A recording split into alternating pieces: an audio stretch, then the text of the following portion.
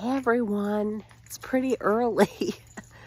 I wanted to run the dogs and I didn't want to share my COVID with everyone.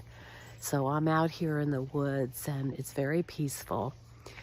This week we have a really interesting show for you.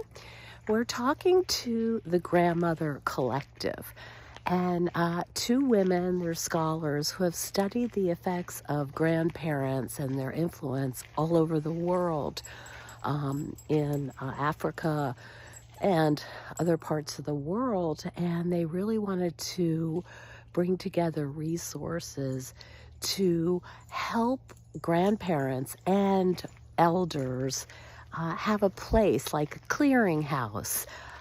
There are all kinds of initiatives for grandparents, grandmothers, and it's really about emphasizing the power and the benefits of the older generation. So it's really wonderful. I think you'll very much enjoy it. And we started off by talking about the fact that almost everyone has a grandparent story, a grandmother story. And I certainly do. My grandmother was an immigrant from Poland.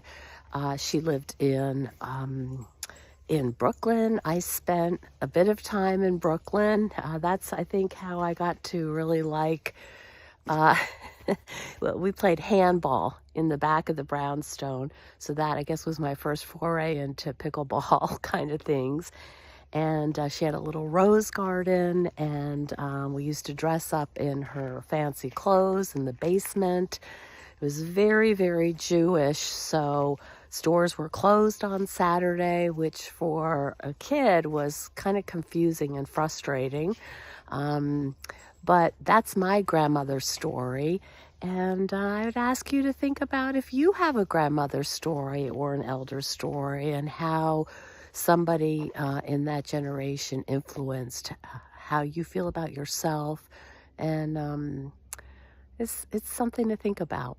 So stay tuned on Zestful Aging, a podcast for the Grandmother Collective.